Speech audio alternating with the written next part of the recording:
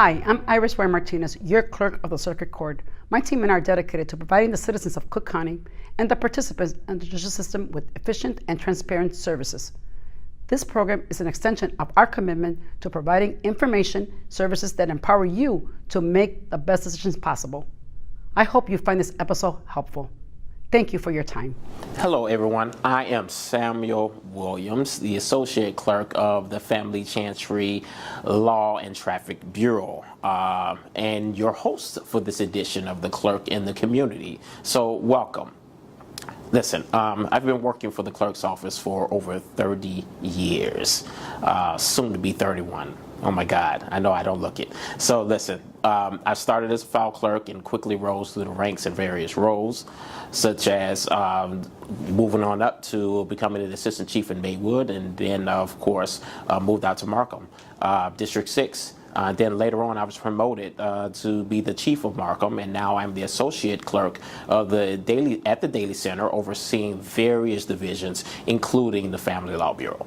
The Domestic Relations Division is considered the Family Law Division because it resolves legal matters of the heart pertaining to families and relationships, judges hearing cases such as dissolution of marriage or a civil union, and that does mean if you're shacking up, I guess that's the term, you're living together, friends with benefits, civil union, declaration of invalidity or marriage or civil union, legal separation, civil orders of protection, assignment of parental responsibilities, parentage, and child support. So, individuals come to the Domestic Relations Division seeking justice, protection, and solutions for their legal matters. Our office and the judges partner with the legal programs and organizations and these organizations that offer mediation, legal resources, resolutions, and remedies to assist families during this stressful process of the courts. So remember, Clerk of the Circuit Court, we're keeper of the records. The office provides information, not services, but yet we partner with different service providers to assist our customers with specialized services for their different circumstances. So in this episode, we're bringing it back, attorney Emma McMullen, who is the supervising attorney of the Children and Family Practice for Legal Aid Chicago. In one of our previous episodes, she discussed domestic violence and orders of protection. She joins us today to talk about family law. Hello. So again, I am Sam Williams, and we have our esteemed guest that we are so happy to be asking some questions to, right? And again, I am the Associate Clerk of the Family Chancery Traffic Law and County Division. I know there's such a mouthful.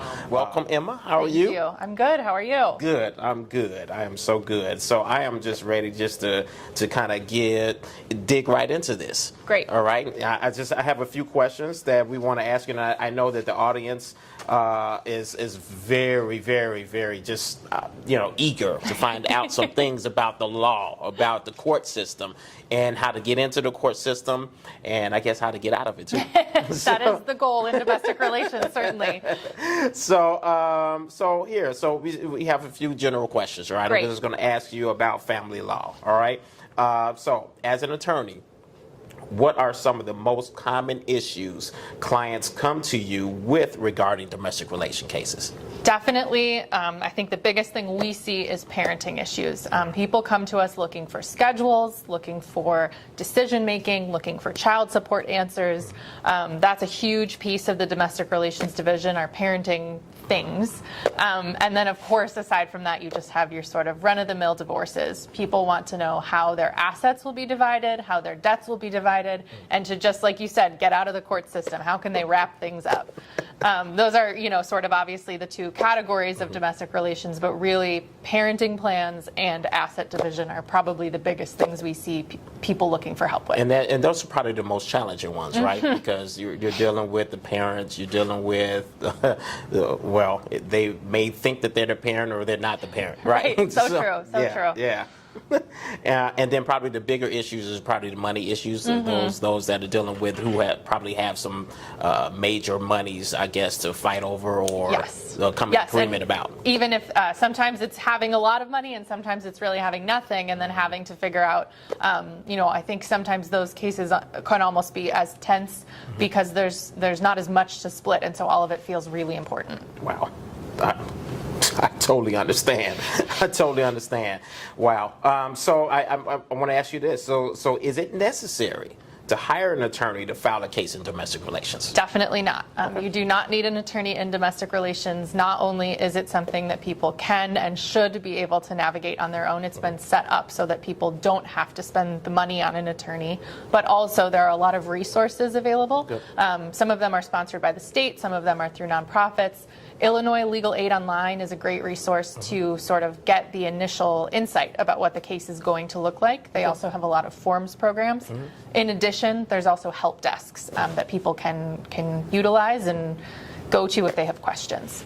And you mentioned Legal Aid Online too. Like they I believe on their website they have a thing where it's almost like online forms that like they help navigate or get you to the generate the actual proper form by asking questions. I think yes, that program is so helpful, and it really guides you through it so that you're able to. You don't have to read the whole form. You just have to put in your name, and it will generate the forms and put your name in all the places it needs to be. So it really streamlines things. Listen, did you all get that? It is very important because people are. I know I've worked in the system long enough for 30 years, right? I know. I don't look it. So, but it is really important that when people are concerned about how to fill forms out, there are programs and services out like that, like you just said, that you can literally just answer the question, and once the questions are answered, then it will generate the form for you. Yep. Key. Wow. Okay. So let me ask you. So what steps should someone take if they're considering filing for divorce or facing a family related legal matter? I really think, not to keep bringing it back to Aleo, but I think that their information on their website is a really sort of good primer for people to start there, to look at what they will need, look at what things the courts will consider, and all of that is organized in a really reader-friendly way on that website. In addition to that, I think just sort of getting your ducks in a row before you file, making sure you have all of the bank statements that you'll need, your tax forms, all of the things that you think will be related to the case. If it's a divorce, certainly finances. If it's about kids, where are they registered in school? Where are their doctors? Just sort of get everything lined up before you go to the court. That will definitely help the court be able to process your case as quickly as possible. In addition to that, I think really considering whether your case is one where an attorney would be necessary. Of course, it's always helpful to have somebody walk you through it, but if it's a relatively straightforward case, considering what resources the court might have available, like hearing officers or mediation, to see if those things are things that would fit for your situation. Okay. And then you did mention LAO. I know she mentions the term LAO. So what does LAO mean? Illinois Legal Aid Online. And that, again, is the resource where there's some forms available, some information about the types of cases. And they are a totally free resource available online that people can sort of look at their own pace. Good deal. Okay, so now I want to ask you this. Could you please clarify, like, how long do cases run in domestic relations, or how long does it take for them to be resolved? That's a great question. When clients ask me that question, unfortunately, I wish I could just say, 6 months on the dot, you're going to be divorced. Of course, it's not as easy as that. It really depends on the complexity of the case and how motivated everybody is to move it forward. I would say usually at a minimum about 6 months, and judges do really try to get everything resolved within 18 months. Sometimes it's less if you're totally in agreement before you get to the first court date, but I would say usually if you're looking to serve the person, meaning provide them notice of the court case, start to finish minimum 6 months, and like I said, usually maximum 18. And I'm pretty sure, so I know long enough in domestic relations, and it's the whole reason why they have come to domestic relations, because they can't come to an agreement about something. And that was probably during the relationship, it was kind of a hard thing, but I guess a key point, if you agree with me, is if they can come to an agreement, they can get through their case quicker. Yes, absolutely. And sometimes people will come to court with a fully already written out agreement, and if that's the case, and they can both, show up and get everything on file quickly, that can be less than a month, but typically, like you Right, said, yes. that's not, unfortunately, not the situation, and it does take a little back and forth to get things resolved. Well, here's a key point, ladies and gentlemen. If you all I understand if you weren't talking for several months or several weeks, and you really want to get done with it, and both of you all agreed you want to be done with this, that is one point that you may want to go ahead and start talking with each other. So that, so to get through the case. I know it's frustrating. It can be frustrating on all ends, and definitely frustrated for the staff because they want to make sure that that the litigants, when they come in, get what they need. Right. And and I know it's you all are very helpful on your end as the attorneys to be able to help navigate through this. So we really appreciate it. Happy to do it. Really do. So I do want to ask this also.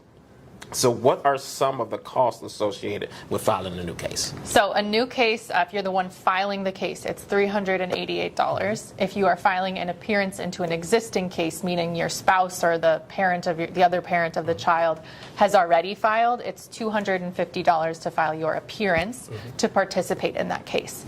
That being said, there are a lot of fee waiver options available. Those are statewide approved forms, and they're available online. They're very simple, and they're intended to be straightforward when you fill them out. If you fill that out, that is heard by the court, and you may have a fee waiver granted if you qualify. I won't go into all the details because it's all on the form. But essentially, if you are below a certain income line or if you receive a public benefit, then the court will consider that, and your filings may be free. And so one of the key things I know came into play July 1st of 2019 is the breakdown of the fee waivers, right? And so I know before it was either all or none, right? Either all of the fees were waived or none of the fees were waived, right? And so when they came out now, I think there's a breakdown of like either you can get 25% of the fee waived, 50% of the fee waived, 75%, or all. Yes. Based upon the income, right? Yes, that's great because I think with the all or nothing, $388 is a steep amount for some people. So to be able to have even part of that reduced is really helpful. Yeah. Thank you. Key. That was very key. Would you explain the difference between a contested and uncontested divorce? I think we kind of touched on that just a few minutes ago. Yes. But she's going to go into that a little further. Yes. So going back to when we said if you have an agreement, things can move forward quicker. That's an uncontested divorce, meaning that the two parties both agree to how things will be resolved. A contested divorce means there are issues that you do not agree on. And it can be that you might be agreed on some issues and not all of them. Unfortunately, that's still considered a contested divorce, even if you can resolve maybe, all of your debts, all of your assets, but there's an issue about who's going to claim the kids on the taxes. That is still something for a judge to decide. And so while that's an almost agreed case, and certainly that wouldn't take a ton of the judge's time to make those decisions, that's still considered contested. It's uncontested when everything is agreed to, and the judge just has to basically stamp that document. Yeah, and I think I've explained to some individuals that have come in and they, well, what's the difference between, and you explained that very well, the difference between contested and uncontested. And then I usually say, hey, just think of a contest, right? Or you're contesting something, or there's an argument between the two if you're contesting. I always tell them, I don't know, think of Family Feud. It's almost kind of like that. You're just kind of going back and forth with each other. But contested. But if you can be uncontested, again, it can get through quicker. So as long as you all agree, and we're back to that again. Right. Either you agree on the terms of the divorce or the separation part of it, or you don't, and then there's just more things that you have to work out. Excuse me. So let me ask you, what are the main factors that the court considers when making decisions in domestic relation cases, such as child custody, child support, or alimony? Yes.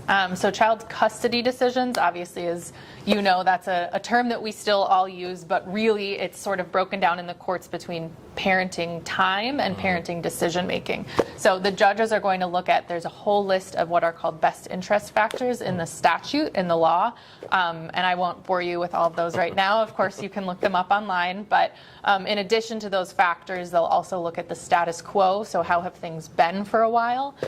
They will look at, where the kid is in school right now, what the parenting time schedule has been prior to the separation, things like that. Really, it's, not the intention of the court or of public policy generally to sort of disrupt the children's lives. So they want to try to keep things as smooth as they can while maintaining a relationship with both parents.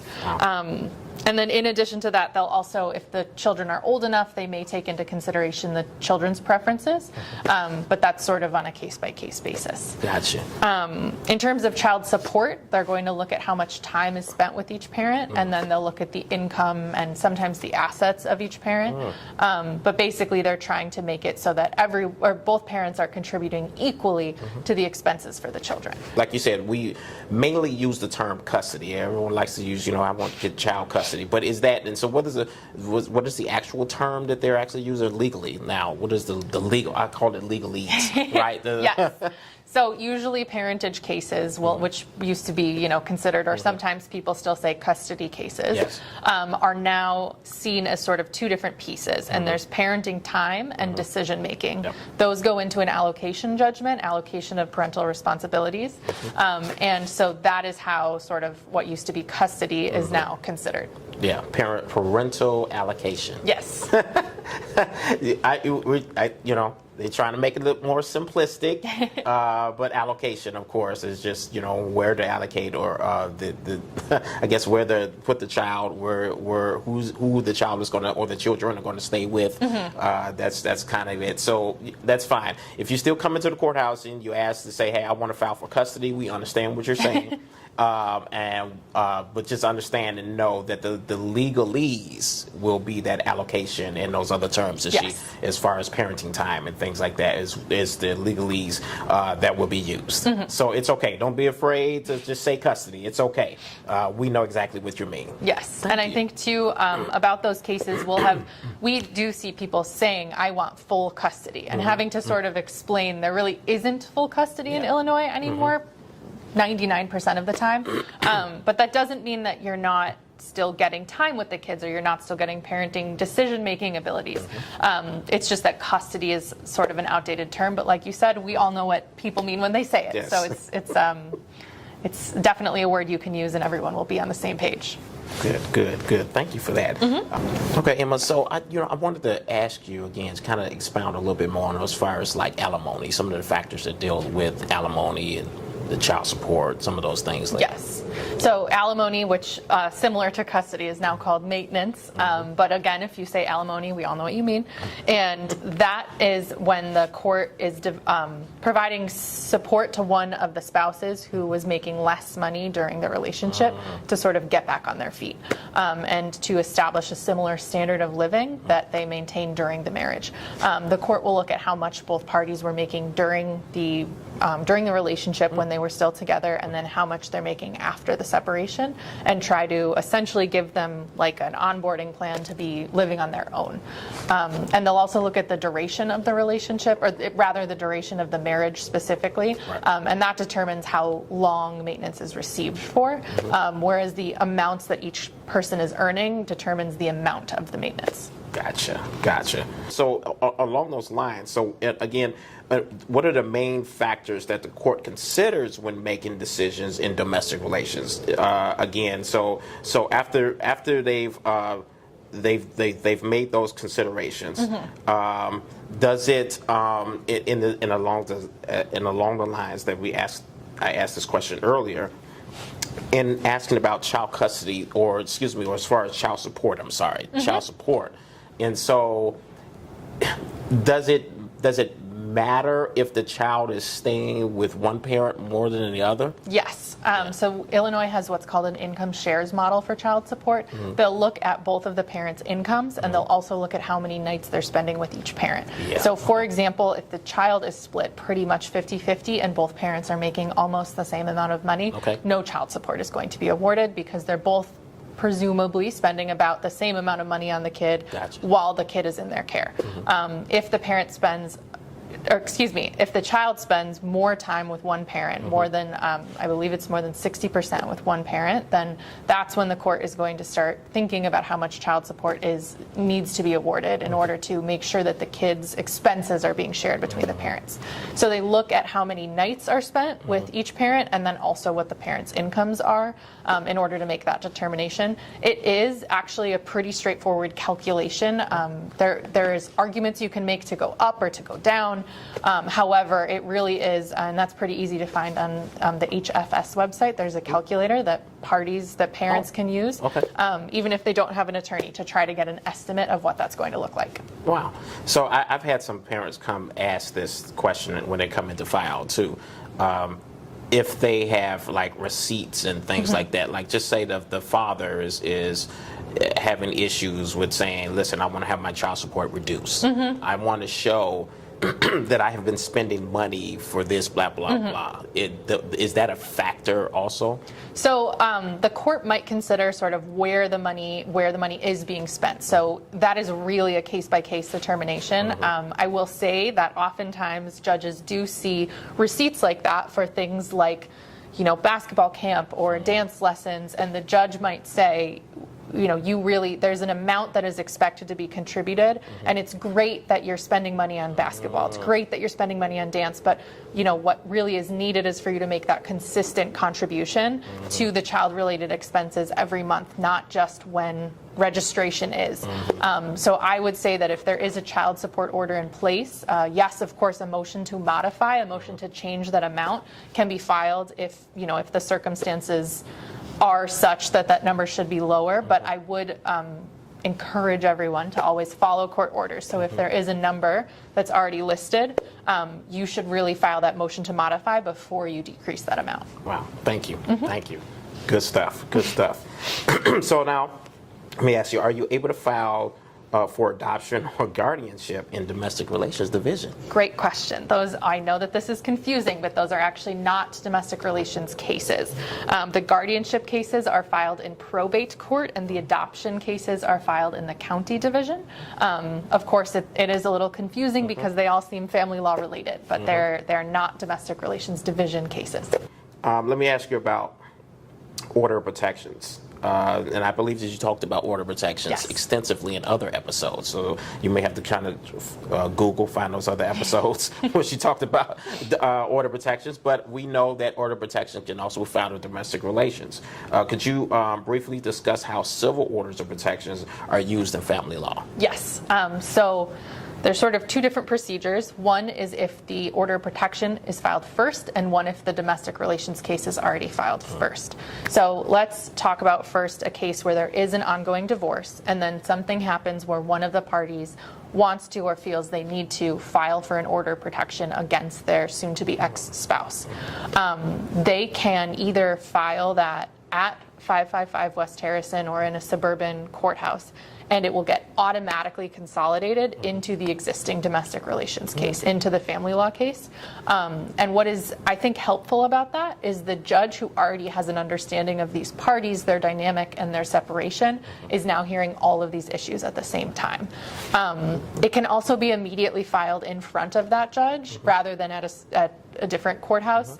But regardless, it's going to automatically get placed into the domestic relations case, really just to make sure that the judge who's hearing that piece has heard all of the facts. Gotcha. And then the other way is if there is an order of protection filed first and a domestic relations case filed later. So for example, if two spouses are having a disagreement, having something that escalates to abuse or harassment, one of them files an order of protection against the other, and then after that has already been ongoing, one of them says, clearly we're separated, we should just get a divorce. The domestic violence judge will consolidate the order of protection case into the divorce case after the divorce case has a case number. So once a case is filed at the Daily Center or in a suburban courthouse in the domestic relations division, then the order of protection, the civil order protection judge will move that civil order protection into the domestic relations case. Again, honestly, it's just so that everybody, or sort of, everyone's on the same page, and the judge who is hearing this one isolated issue, the order protection, is getting the full picture of the relationship. It's preserving court resources and really making it so that people don't have to keep bouncing around between all the different courtrooms. God, that makes a whole lot of sense. And I know it seems like it's a lot, and it seems like it could be a bit much, but really, they're in place for a reason, right? You try to make sure that everybody's on the same page, like you said, to make sure that there's some consistency. Yes. Yes. Good deal. Good deal. Can you explain the difference between it? Because I know I've heard you mention this earlier. You mentioned this word earlier. So I'm trying to go back to some of these words that you all may hear and you may not know exactly what they mean. So can you explain the difference between mediation and litigation in the context of domestic relation cases when each might be appropriate? Yes. So mediation is when a neutral third party talks to both of the people involved in the case and sort of gets the full picture and helps them reach an agreement together. There are Cook County mediators, which are a great resource. The judges will often send parties with parenting issues to those mediators to try to work out a parenting plan. Really, I think with mediation, the best thing is there's no risk. There's no risk to going to mediation. Even if you reach no agreements, the judges are not frustrated or mad at you. Obviously, it would be great to speed things up if everyone could resolve everything in mediation, but it's by no means a requirement. The other thing that's nice about mediation is sometimes you can even resolve just pieces of the case. So maybe there's 10 issues and you can figure out 6 of them, and then there's only 4 that you have to proceed through the court system with. And then I think the other thing about mediation is there's no risk in the sense of you know what you're walking away with. You know that you can either agree or disagree. Whereas with litigation, you have to get in front of the court, you have to explain to the judge all of the facts, all of your reasoning for why you think your positions are how things should end up. And there's always a risk that the judge is going to hear both sides of the story and both positions and just say, none for you, everything for you. And the judges really do strive to find equitable divisions and try to find the best scenario for everyone, but there's always a risk when you go in front of a judge that you're not going to get what you're looking for. Wow, good stuff. I appreciate that. Thank you. We appreciate this attorney, Emma McMullen. Thank you for having me. From the Legal Aid Chicago. I thank you again for taking the time and sharing your expertise with us. Really, you're a wealth of knowledge. Thank you. And just for 6 years, I mean, God, that's a lot. And I really appreciate it. Thank you. Of course, it's been great to be here. So we thank attorney Emma McMullen from the Legal Aid Chicago. Thank you. We thank her again for taking the time to share her expertise with us today. The Clerk of the Circuit Court provides the participants in the judicial system with efficient and transparent services. This program is a means to that end. That does it for us. For the Clerk of the Circuit Court, Clerks in the Community. Again, I am Sam Williams, the Associate Clerk of the Family Chancery Law and Traffic Bureau. Thanks for watching.